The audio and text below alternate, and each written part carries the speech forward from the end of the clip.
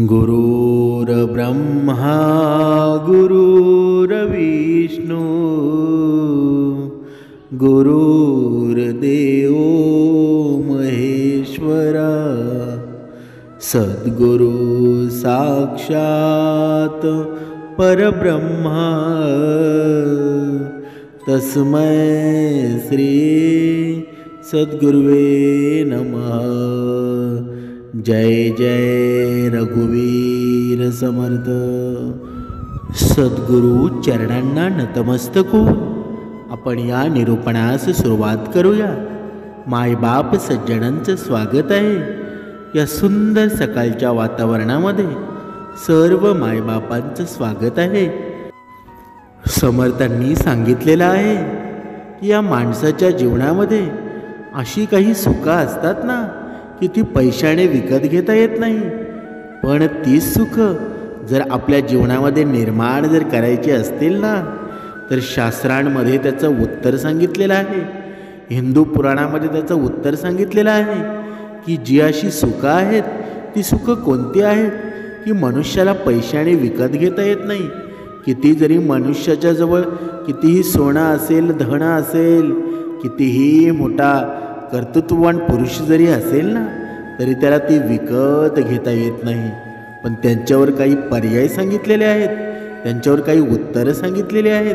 ती उत्तरं कोणती ती आज आपण या निरूपणामध्ये पाहणार आहोत। बघा, उदाहरणार्थ आपण पाहूया, काही बघा स्त्रिया असतात, काही पुरुष असतात, बघा त्यांच्या नशिबामध्ये नवरा बायकोच्या नशिबामध्ये संतान सुख नसतं। काहींच्या जीवनामध्ये एवढं दुःख असतं ना, बघा त्यांना व्याधी जडलेल्या असतात, पैसा घरामध्ये भरपूर असतो, दवाखान्यामध्ये नेण्यासाठी पैशाची कमतरता नसते, पण तरीसुद्धा त्या व्याधी असतात ना, करोडो रुपये खर्च करून सुद्धा त्या बऱ्या होत नाही। पण समर्थांनी बघा या परमेश्वराने, या भगवंताने त्याच्यावर काही उपाय सांगितलेले आहेत आणि हे उपाय जर आपण केले ना तर आपल्या जीवनामध्ये सुख आणि समृद्धी निर्माण झाल्याशिवाय राहणार नाही। म्हणून बघा समर्थांनी सांगितलेलं आहे की आपल्या जीवनामध्ये गोड शब्द असतो, चांगला व्यवहार असतो, बघा हेच माणसाला श्रेष्ठ बनवत असतात ना।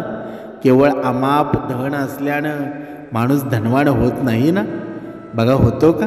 कधीच होत नाही। खरा धनवान तर तीच व्यक्ती असते ज्याच्याकडे मधुर वाणी असते, नम्रता असते, नेक व्यवहार असतो आणि सुंदर विचार असतात। पण तरीसुद्धा आपण ह्या कलियुगामध्ये हे जीवन जगतो, पण तरीसुद्धा या सर्व गोष्टी असूनसुद्धा जर आपल्या जीवनामध्ये संतान सुख नसेल, जर आपल्या जीवनामध्ये पूर्ण जीवन आपलं दुःखाने वेढलेलं असेल तर आपल्या जीवनामध्ये सुख निर्माण होतं का? कधीतरी विचार करा या गोष्टीचा। आणि जोपर्यंत म्हणजेच आपल्या जीवनामध्ये पैसा आला म्हणून ही सुख खरेदी करता येतात का? कधीच करता येत नाही। म्हणून समर्थांनी ही सुंदर भक्ती निर्माण केली आणि तळागाळातील लोकांना या राम नामाचा उच्चार करण्यास भाग पाडलं। पण ते उच्चार पूर्ण जीवनाचं सार आहे ना, हे प्रत्येकानं मानलं पाहिजे। समर्थांनी सांगितलेलं आहे तुमच्या जीवनामध्ये तुम्ही कोणतंही काम करा अथवा कोणतंही तुम्ही कर्तव्य करा, पण परमेश्वराच्या नामाशिवाय करू नये। कारण जीवनामध्ये जे आपल्याला तारणार आहे ना ते भगवंताचं नाम आहे। पण तरीसुद्धा जर आपल्या जीवनामध्ये सर्व काही करूनसुद्धा, भक्तिमार्ग करूनसुद्धा जर तुमच्या जीवनाचे प्रश्न जर सुटत नसतील ना तर शास्त्रामध्ये त्याला उत्तर सांगितलेलं आहे। शास्त्रामध्ये, हिंदू पुराणामध्ये सर्व गोष्टींचं एक उत्तर सांगितलेलं आहे की जर तुम्ही भक्तिमार्ग करूनसुद्धा तुमच्या जीवनामध्ये जर अशा काही गोष्टी आहेत की त्या पैशाने विकत घेता येत नाही, पण त्याचा आस्वाद जर तुम्हाला घ्यायचा असेल तर त्याला उपाय सांगितलेले आहेत। तर बघा ते आपण उपाय आता पाहणार आहोत।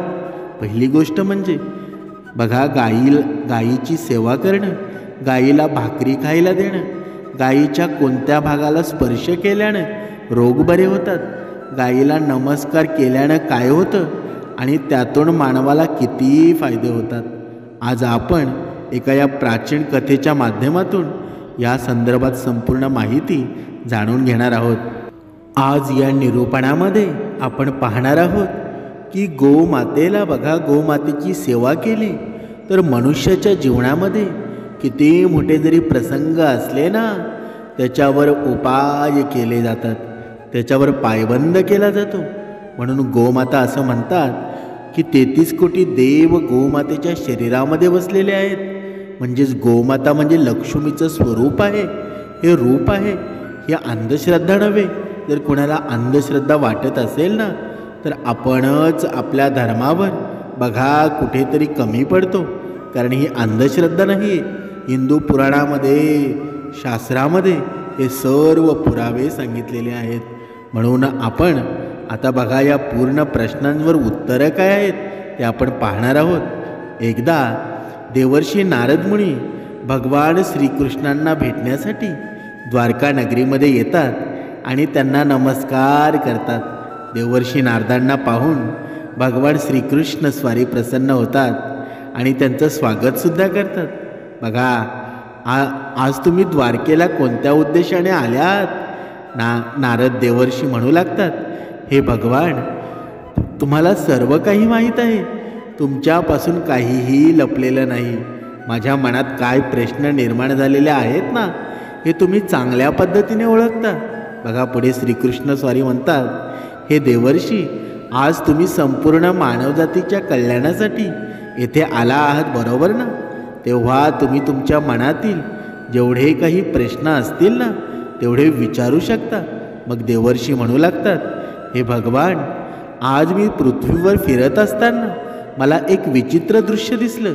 मी पाहिलं की काही दुष्ट लोक गायीला मारत आहेत आणि दुसरीकडे काही लोक गायीची पूजा देखील करत आहेत. हे दृश्य पाहून मला खूप वाईट वाटलं. हे परमेश्वरा, माणूस स्वतःच्या स्वार्थासाठी निष्पाप प्राण्यांवर अत्याचार का करतो बरं? गायीची सेवा करणाऱ्या व्यक्तीबद्दल जाणून घेण्याची मला उत्सुकता आहे. त्याची पूजा केली त्याचे काय फळ मिळतं आणि गायीवर अत्याचार करणाऱ्या पापी लोकांना त्याची काय शिक्षा मिळते? बघा, नारदजींनी असे प्रश्न विचारल्यानंतर भगवान श्रीकृष्ण हसत हसत म्हणू लागले, हे देवर्षी, तुम्ही खूप छान प्रश्न विचारलेला आहे. जो गायीला मारतो त्याला त्याच्या पापाची शिक्षा तर नक्कीच मिळते, पण जो गायीची सेवा करतो ना, तो सर्वोत्कृष्ट लोकांची प्राप्ती करतो. गायीची सेवा केल्याने माणसाला पृथ्वीवर आणि पुढील जगामध्ये काय फायदा होतो हे देवर्षी मी तुम्हाला या कथेद्वारे समजावून सांगतो. ही कथा तुम्ही लक्षपूर्वक ऐका आणि जो ऐकून जो कोणी तिचा प्रचार करतो त्याची सर्व पापे नष्ट होऊन जातात. त्याला संपत्ती मिळते आणि मृत्यूनंतर तो माझ्या घरी जातो. देवर्षी म्हणू लागतात, प्रभू, हे माझे सौभाग्य आहे. मी ही कथा लक्षपूर्वक ऐकेल आणि मानवामध्ये तिचा प्रसारसुद्धा करेल. भगवान श्रीकृष्ण पुढे म्हणतात, हे देवर्षी, प्राचीन काळातील ही कथा आहे. पृथ्वी तलावर वैवस्वत मनूच्या वंशामध्ये एक केशव नावाचा राजा होता आणि महाराज केशव हे धर्माचे पालन करणारे होते. अत्यंत शूरवीर होते आणि त्यांनी आपल्या लोकांना नेहमी आनंदित ठेवले होते. त्यांचे लोक त्यांच्यावर नेहमी समाधानी होते. मगध देशाची राजकुमारी सुदक्षिणा ही महाराज केशव यांची पत्नी होती आणि महाराज आणि राणी सुदक्षिणा सुखाने राहत होते. पण अनेक वर्ष झाली राणीला मूळ मात्र झालं नाही. तेव्हा महाराज एकटे बसून विचार करू लागले की मी कधीच कोणतं पाप केलं नाही आणि मी माझं सर्व कार्य नेहमीच धर्माच्या मार्गाने केलं आहे. तरीही सुद्धा माझ्या नशिबामध्ये मुलाचं सुख का नाही? मी माझ्या जीवनामध्ये खूप भक्तीसुद्धा केली आहे. कोणत्याही प्राण्यावर अत्याचार केला नाही, कोणालाही दुखवलं नाही. मी रोज सर्व काही करतो. परमेश्वरही माझ्यावर खुश आहे. तरीहीसुद्धा माझ्या जीवनामध्ये सुख का नाही? म्हणजेच असा विचार करून तो खूप काळजीत पडतो आणि मग त्याच्या मनामध्ये एक विचार येतो की ही समस्या फक्त गुरु वशिष्ठजी सोडवू शकतात.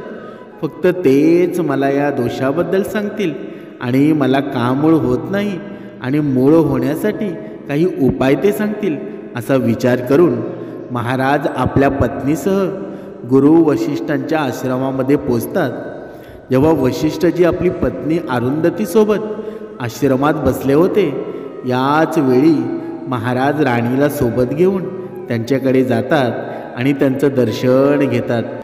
वशिष्ठजी महाराज आणि त्यांची पत्नी राणी अरुंधती यांचं स्वागत करतात आणि त्यांना आशीर्वादसुद्धा दिला जातो. वशिष्ठजी महाराजांना म्हणू लागले, हे राजा, आज तू आणि राणी अचानक माझ्या झोपडीमध्ये येण्याचं काय कारण आहे बरं? महाराज म्हणतात, हे महर्षी गुरुदेव, मी तुमच्याकडे तपश्चर्या करायला आलो नाही. मी कोणत्याही कामासाठी आलो नाही. मी तुमच्याकडे मदत मागण्यासाठी आलो आहे. कृपया मला मदत करा.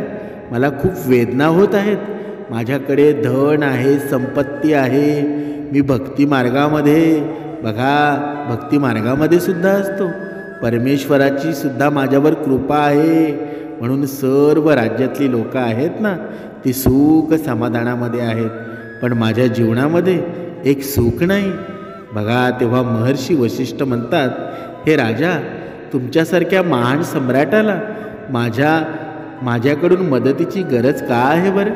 तुम्ही स्वतः सर्वांचे रक्षण आणि मदत करण्यामध्ये सक्षम आहात.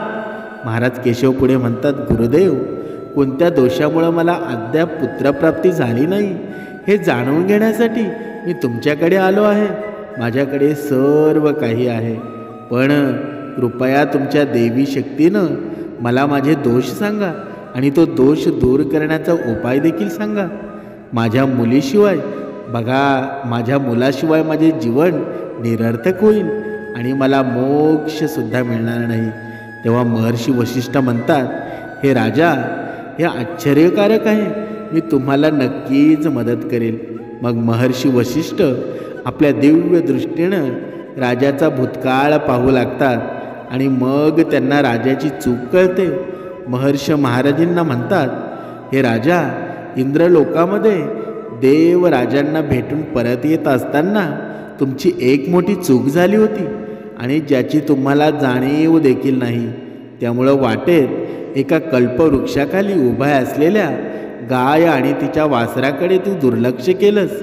ती गाय व तिची वासरू अत्यंत भुकेलेले होते, त्रासाने व्याकुळ झालेले होते.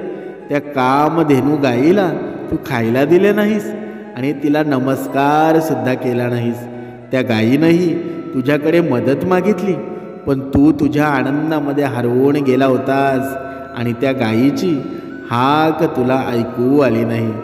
तुमची कृतज्ञता पाहून गाय अतिशय दुःखी झाली आणि तिनं तुम्हाला शाप दिला होता.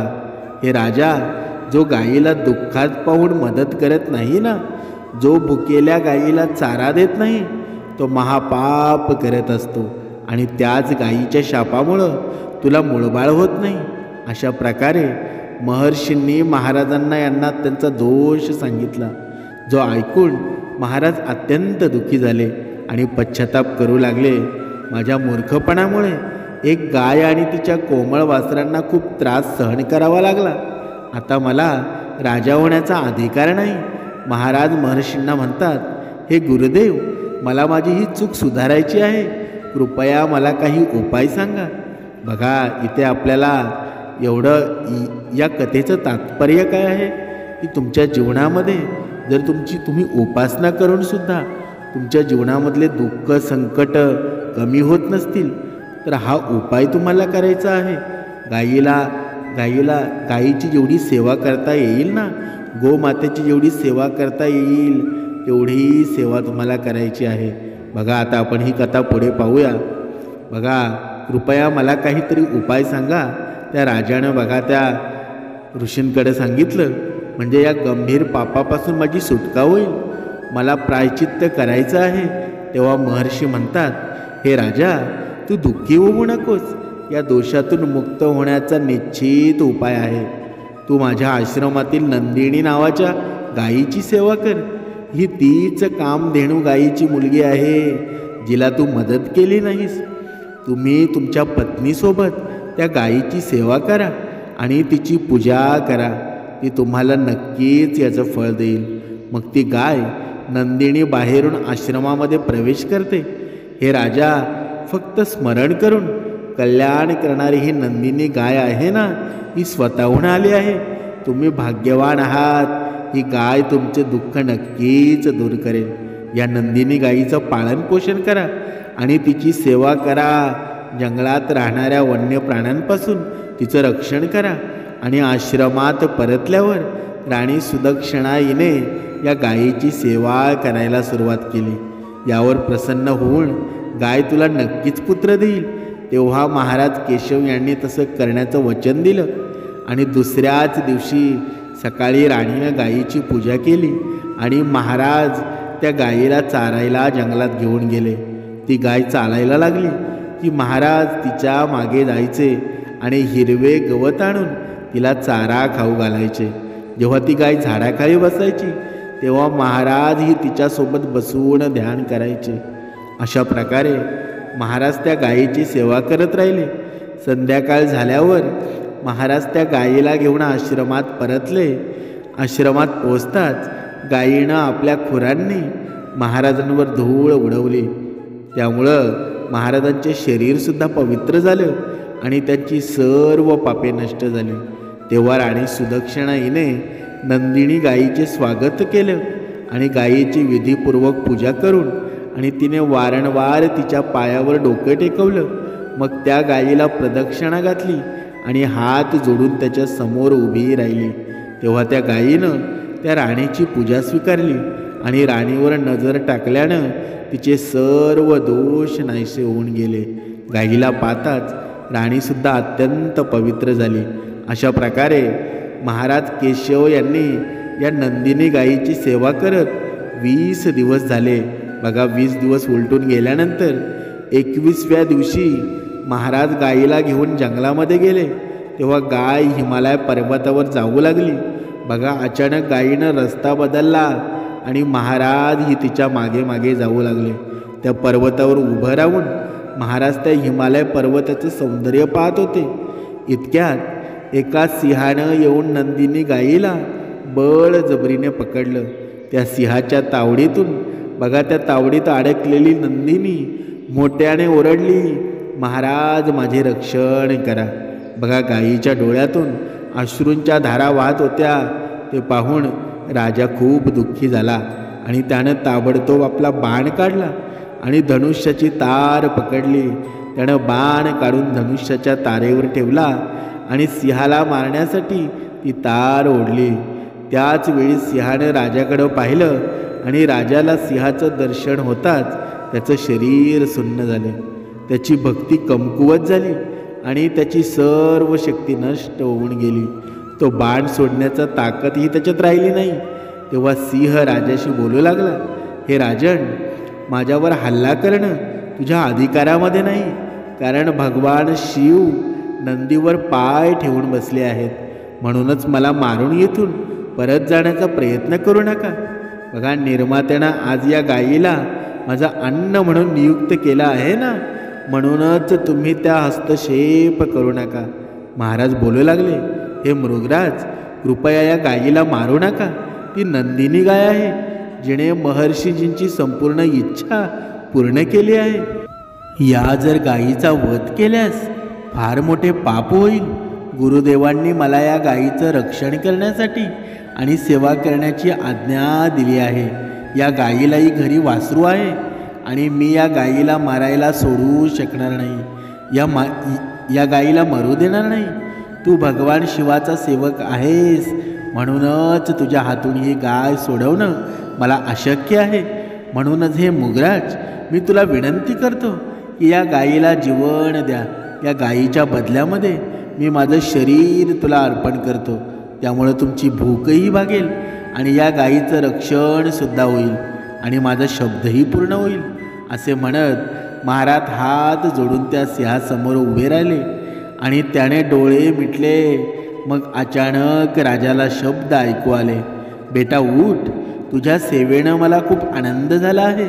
हे ऐकून राजा उभा राहिला आणि त्यानं आपल्या समोर गाय पाहिली आणि सिंह कुठेच दिसला नाही. तेव्हा नंदिनी गाय राजाला म्हणू लागली, हे राजा, मी माझ्या भ्रमाने स्वतःला सिंहात रूपांतरित केलं होतं. ते परिधान करून मी तुझी परीक्षा घेत होते. तू तुझ्या प्राणाची आहुती देण्यास तयार होतास, म्हणून मी तुझ्यावर खूप आनंदी झाली आहे. आता तू माझ्याकडे वरदान माग. तुझी जी काही इच्छा असेल ना ती मला सांग, मी ती नक्कीच पूर्ण करेल. महाराज म्हणतात, हे गोमाते, माझ्या मनात जी काही इच्छा आहे ना तू जाणलीस तर आहेसच. कृपा करून मला मुलगा होऊ द्या, मला मुळबाळ होऊ द्या, ही माझी इच्छा आहे. तेव्हा नंदिनी गाय म्हणाली, हे मुला, माझे दूध पाण्याच्या कुंडामध्ये घेऊन प्या आणि यानं तुम्हाला खूप हुशार मुलगा होईल. महाराज म्हणू लागले, बघा इथे सांगावंसं वाटतंय की बघा, जेव्हा आपण गाईचं दूध पितो, बघा गाईचं दूध आहे ना, हे शास्त्रामध्ये सर्वात पवित्र मानलं जातं. पण आजच्या या कलियुगामध्ये हा मनुष्य आहे तो गाईचं दूध पिण्याऐवजी बघा म्हैशीचं दूध पितो. म्हणजेच काय, म्हणजे सर्व साडेसती असते तो स्वतः ओढून घेत असतो. पण गाईचं दूध एवढं पवित्र मानलं जातं, मनसुद्धा शुद्ध होतं. आणि गाईच्या दुधामुळं बघा माणसाच्या जीवनामध्ये, या शरीरामध्ये एक ऊर्जा निर्माण होत असते. सर्व विकार नष्ट होऊन जातात. बघा, म्हणून गाईचं दूध आहे ना ते सर्वात पवित्र मानलं जातं. असं म्हटलं जातं की जर गर्भवती स्त्रीने गाईचं दूध जर रोज पिलं तर त्यांचा मुलगा खूप हुशार होतो. त्याप्रमाणे बघा त्यांनी त्या स्त्रीला, त्या राणीला बघा तू गाईचं दूध पे असं सांगितलं आणि खूप हुशार मुलगा होईल असा आशीर्वाद दिला. महाराज म्हणू लागले, हे आई, तुझे गोड बोलणं ऐकून मी तृप्त होतो. आता तू माझ्याबरोबर आश्रमात ये आणि मी तुझी पूजा करेल आणि माझे विधी पूर्ण करेल आणि अमृतासारखं दूध पिऊन. त्यानंतर महाराज त्या गाईला आश्रमामध्ये घेऊन जातात. आश्रमामध्ये पोचल्यावर राणी सुदक्षिणा पुढे येते आणि त्यांनी त्या गाईला पूजा करते. तेव्हा गाय म्हणाली, हे राणी, माझ्या पाठीला स्पर्श कर, त्यातून तुम्हाला खूप हुशार मुलगा, बलवान आणि शिकलेला मुलगा मिळेल. त्यानंतर राणीनं गाईच्या पाठीला स्पर्श केला आणि राजा आणि राणीनं विधिवत पद्धतीने गाईची पूजा केली. त्यानंतर त्यांनी त्यांचे अमृत समान दूध प्रसाद म्हणून स्वीकारलं. त्या दोघांचा आनंद पाहून महर्षी म्हणू लागले, हे राजा, आता ही गाय तुम्हा दोघांवर प्रसन्न आहे. आता तुझी इच्छा नक्कीच पूर्ण होईल. जो कोणी गायीची सेवा करून तिला चारा खाऊ घालतो आणि तिची प्रदक्षिणा करतो ना, त्याच्या सर्व मनोकामना सफल होतात. आणि जो गायीचं रक्षण करतो त्याला कधीही दुर्दैवाचा सामना करावा लागत नाही. मृत्यूनंतर तो गोलोकामध्ये जातो आणि त्याला भगवान श्रीकृष्णांचं प्रत्यक्ष दर्शनाचं भाग्य मिळतं. जो भक्तिभावाने गायीचं दूध पितो, जो गायीच्या पाठीवर असलेल्या कुबड्याला स्पर्श करतो, तो सर्व रोगांपासून मुक्त राहतो. त्याचे सर्व दोष आणि पाप नष्ट होऊन जातात. जी स्त्री रोज गायीला भाकरी खायला घालते ती भाग्यवान होते. गाय सर्व पापांचा नाश करणारी आणि सर्व इच्छा पूर्ण करणारी आहे. म्हणून सदैव त्याचे रक्षण करावं, पूजा करावी, तिला रोज खायला द्यावं. असं केल्यानं मनुष्य सर्व ऐश्वर्य प्राप्त करतो, त्याचे दारिद्र्य संपून जाते. तेव्हा भगवान श्रीकृष्ण म्हणतात, हे देवर्षी, अशा प्रकारे गायीची सेवा केल्यानं महाराज केशव यांना पुत्रप्राप्ती झाली. ज्याला रघुनंदन असं नाव पडलं, ज्याच्या नावाने या पृथ्वी तलावर सूर्यवंश प्रसिद्ध झाला आणि पुढे त्याचा वंश रघुवंश या नावाने प्रसिद्ध झाला. आपण ही रोज बघा समर्थ काय सांगत आहेत, की बघा या कथेचं पूर्ण तात्पर्य काय, की जर आपल्या जीवनामध्ये जरी भक्ती करूनसुद्धा, उपासना करूनसुद्धा जर आपले प्रश्न सुटत नसतील, आपल्याला प्रचिती जर येत नसेल, तर आपणही रोज गायीची सेवा करायला हवी. जर तुमच्या आजूबाजूला कुठे गाय असेल, बघा रोज गायीला भाकर खायला द्या, गायीचं रक्षण करा. तुमच्यावर असणारी संकटं आहेत ना ती नक्कीच दूर होतील. तुमच्या मनामध्ये जे काही इच्छा आहे ती नक्कीच पूर्ण होईल. बघा, अगोदर गाईला भाकरी आणि त्या भाकरीमध्ये गुळ असेल तर ते खायला द्यावं. आणि हे तुम्हाला जोपर्यंत तुमच्या जीवनामध्ये बघा तुम्हाला फरक जाणवत नाही, तुमच्या जीवनामध्ये तुम्ही जे ठरवलेल्या गोष्टी आहेत त्या पूर्णत्वात जात नाही, तोपर्यंत हे करायचं आहे. पण हे करण्याची विधीसुद्धा योग्य चांगल्या गुरुच्या मार्गदर्शनाने विचारून ते करावं. आज या निरूपणामध्ये जी माहिती पूर्ण शास्त्रांचा अभ्यास करून समर्थांच्या कृपेने तुमच्यापर्यंत पोचवलेली आहे. कुणाला अंधश्रद्धासुद्धा वाटेल आणि कुणाला चांगलंसुद्धा वाटेल, पण समर्थांनी सांगितलेलं आहे की जर मनुष्य हा राम नामाचा उच्चार आहे ना, ही भगवंताची भक्ती आहे, साधी सोपी भक्ती आहे, हा साधा सोपा मार्ग आहे. जर भक्ती जर व्यवस्थितमध्ये केली, 2 वेळची उपासना केली, आपल्या आईवडिलांच्या रोज पाया पडलं, आईवडिलांचा रोज आशीर्वाद घेतला, तर हा आशीर्वाद आहे ना देवापेक्षा कमी नाही, देवापेक्षा श्रेष्ठ समजला जाणारा आशीर्वाद फक्त आपल्या आईवडिलांचा असतो. म्हणून कोणतेही उपाय करण्याची गरज नाही. जर तुम्ही भक्तीमध्ये मन तुमचं प्रेरित केलं, रोज 2 वेळची उपासना केली, एक पहिली ब्रह्ममुहूर्तावर उठून 4 ते 4:30 वाजेपर्यंत उपासना आणि नंतर संध्याकाळी म्हणजे रोजची 2 वेळची उपासना केली आणि जर भक्तीमध्ये आपलं मन रमवलं ना, तर कोणतेही उपाय करण्याची गरज नाही. बघा, तुमच्या जीवनामध्ये अनेक संकट निर्माण होतात. कधीकधी तुम्ही कमेंट बॉक्समध्ये पण लिहून देता की माझ्या जीवनामध्ये ही संकट निर्माण झालेली आहेत. बघा, शास्त्रामध्ये त्याचं उत्तरसुद्धा दिलेलं आहे की जर तुम्ही असे उपाय केले तर या संकटांवर मात करू शकता. पण जो रोज भक्ती मार्गामध्ये मन पवित्र करून उपासना करतो, त्याचं मन कुठे बाहेर फिरत नाही, ते मन चंचल नाही, ज्याचं मन स्थिर होतं ना, त्याच्या जीवनामध्ये प्रचिती नक्कीच येते. आपण समजावं, आपल्या जीवनातले जर प्रश्न सुटत नसतील तर आपलं मन एकचित्त नाही, आपलं मन स्थिर नाही.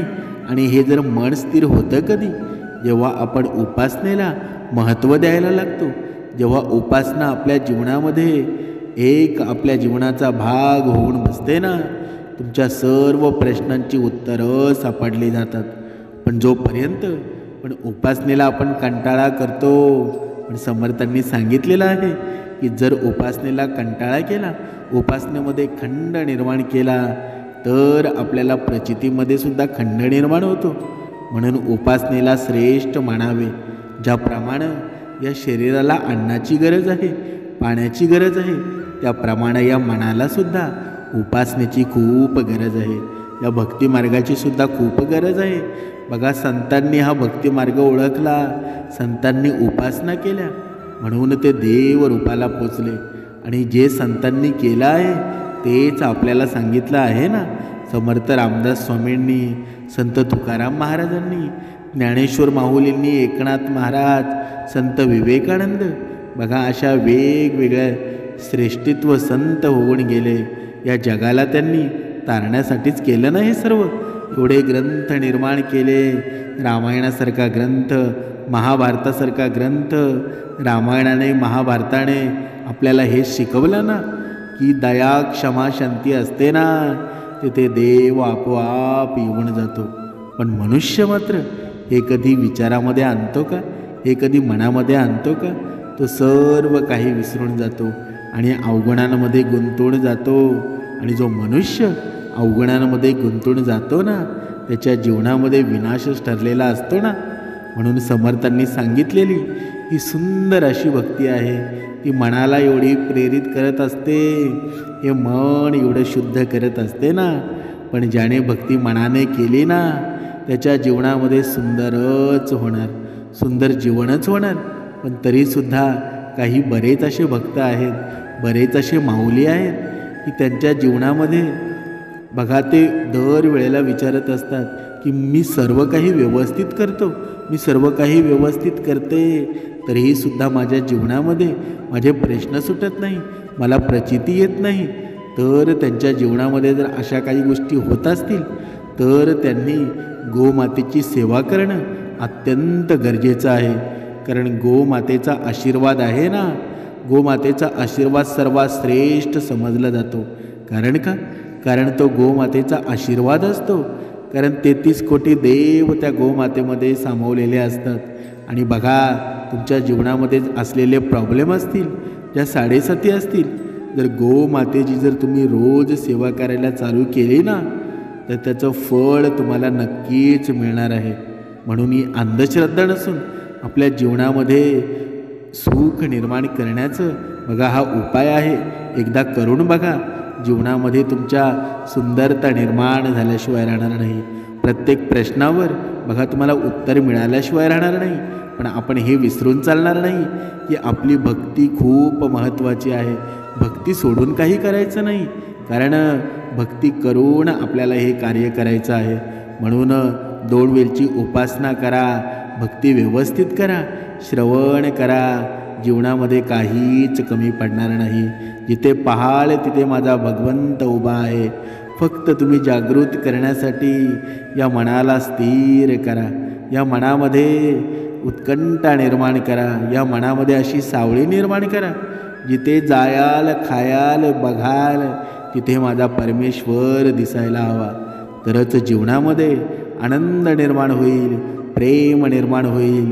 जेव्हा इतरांच्या जीवनामध्ये तुम्ही प्रेम निर्माण कराल ना, सुख निर्माण कराल, त्याच्या काही पटीने तुमच्या जीवनामध्ये प्रेम निर्माण होईल, संपत्ती निर्माण होईल, सर्व काही तुम्हाला न मागता मिळून जाईल. म्हणून इतरांची सेवा करा. तुमची सुद्धा सेवा करणारा मुलगा जन्माला येईल. दुसरी कोणाची गरजच लागणार नाही. फक्त भगवंताचा आशीर्वाद असतो ना, तेवढा जरी असला ना, तरी जीवनामध्ये काहीच कमी पडत नाही. जय जय रघुवीर समर्थ.